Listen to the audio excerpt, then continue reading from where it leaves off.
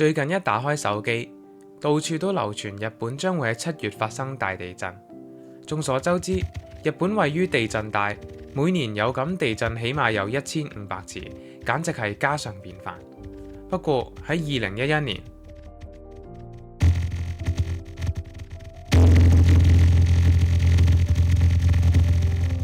，14年前嘅311大地震影響至今猶在。早前引起爭議嘅核廢水就係源自呢一次嘅地震。人人都希望能夠提前預測地震，咁樣目前嘅科技可以預測幾耐之後嘅地震呢？我哋嚟睇下美國地質調查局點樣講。從來都冇人成功預測過一次大地震，而且短期內亦都冇任何嘅指望。今日條片就嚟到呢度啦，多謝大家。喺了解地震預測之前，我哋要先搞清楚呢一隻地牛到底係點樣翻身嘅。人類對地震成因嘅物理理解其實相當深入。簡而言之，地球嘅岩石圈分為多個大型板塊，呢一啲板塊喺地幔嘅對流驅動下不斷移動。試想像地底有個24小時嘅壽司轉盤，擺放得過於擠迫嘅碟，一唔小心就會被碰撞打翻。呢個就如同岩石承受唔住應力嘅時候，就會突然釋放壓力，並導致地震。喺平日嘅新聞報導之中，一般會以幾多級嚟描述地震強度，每增加1級，地震釋放嘅能量就會暴增32倍，而地面搖晃嘅幅度亦都會增加10倍。所以一個7級地震嘅破壞可以遠超幾百個5級地震。天氣預報得益於科技進步越嚟越準，可以預測嘅時間亦都越嚟越長啦。但係點解地震嘅預測毫無寸進呢？主因大致有3個。第一係測量地質數據非常困難。地震震源一般喺地下5至30公里，所以我哋冇辦法好似使用氣象氣球咁樣量度地底各處嘅壓力、溫度等等嘅數據。第二係大氣可以被視為好似流體咁樣嘅連續介質，數學上早有完備嘅理論模型。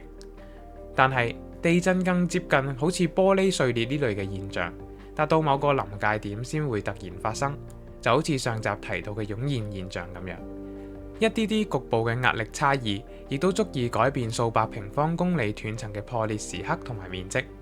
想像你喺度整緊爆谷，焗爐一直加熱，我哋知道粟米粒總會爆開，但係要預測邊一粒會爆先呢，係極其困難嘅。第三係統計樣本稀少，相比起氣象學每日測量成千上萬嘅各種數據，6級以上嘅地震，全球每年不過百幾次。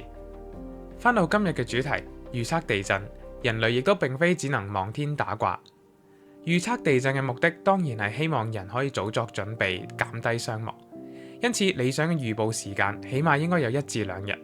咁以現時嘅科技，我哋最多能提前幾多得到預警呢？30秒，最多30秒。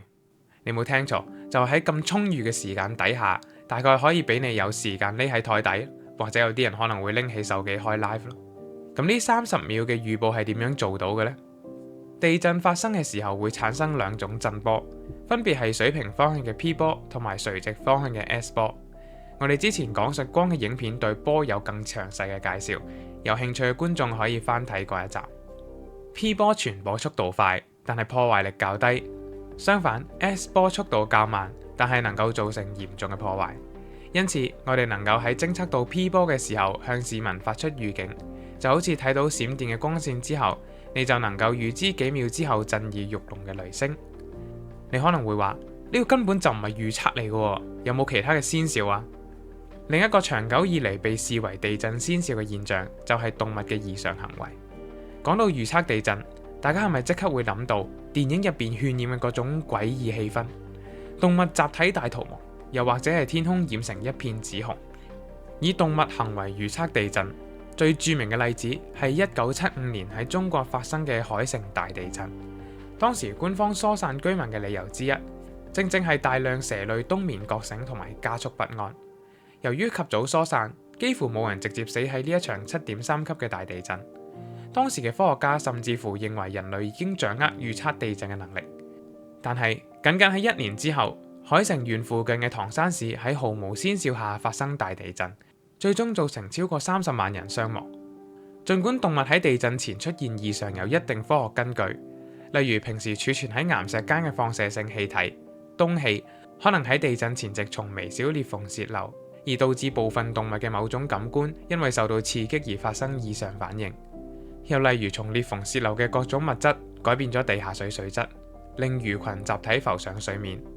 但係並非每次地震都能檢測到同樣嘅現象，而動物嘅異常行為亦都非常普遍。例如魚類經常因為洋流或者生理變化而集體上浮。地震前夕嘅微小裂縫亦都唔一定剛好出現喺有動物活動嘅地方。所以科學家亦都逐漸意識到動物行為同埋地震發生之間冇可以量化嘅因果關係。既然短期預測並不可靠，科學家轉為以歷史數據估算30至50年內發生地震嘅機率，用以調整政策方針同埋建築標準。如果短期嘅地震預測可以理解為天氣預報，咁樣長期嘅統計資料就係一個地方嘅氣候特徵。我哋雖然唔可能預測明年冬至當天嘅溫度，但係我哋都知道嗰個係適合打邊爐而唔係食雪糕嘅一日。喺地震嘅長期研究入邊，Gutenberg-Richter 定律係一項非常重要嘅經驗法則，揭示咗地震震級同埋佢發生頻率之間嘅關係。呢一條定律喺數學上表達為一個指數關係，其中 m 係地震嘅強度級數，而 n 係指震級達到或者超過 m 嘅地震數量，而 a 同 b 則係兩個同當地地理有關嘅常數。呢一個 b 值就好似地震嘅一個性格指標，如果 b 值高，代表呢個區域嘅小地震好多，就好似成日少放氣嘅可樂咁樣；如果 B 值低，就暗示大地震嘅比例相對比較高，就好似你搖咗半日，一開個罐，可樂就會直接噴到天花板。科學家正正係利用呢一條定律，結合從漫長歷史中得到嘅地震數據同埋地質構造分析，嚟推算未來幾十年甚至100年內某個地區發生特定規模地震嘅機率。講咗咁多理論，翻到大家最關心嘅問題，究竟日本會唔會喺7月發生大地震呢？世上冇人能夠預知，但係日本嘅地理位置導致佢成為咗地震專業戶。日本位於太平洋、菲律賓海、北美同埋歐亞4個板塊嘅交匯處，可以話係地震界嘅交通黑點。全球6級以上嘅地震有接近20%喺日本附近發生。日本政府嘅地震研究部門喺今年1月估計未來30年發生8至9級強烈地震嘅機會達到75%至到82%。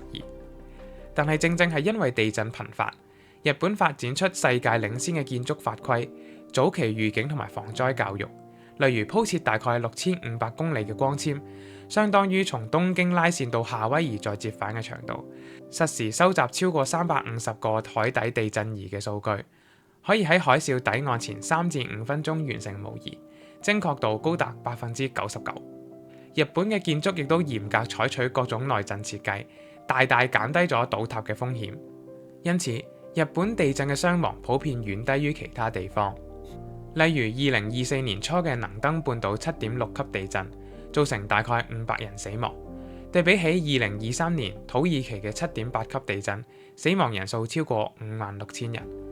而片頭2011年嘅9級大地震，係二戰後日本最嚴重嘅自然災害，死亡人數接近2萬，但仍然遠低於對比2004年造成超過30萬人死亡嘅印尼9.1級大地震。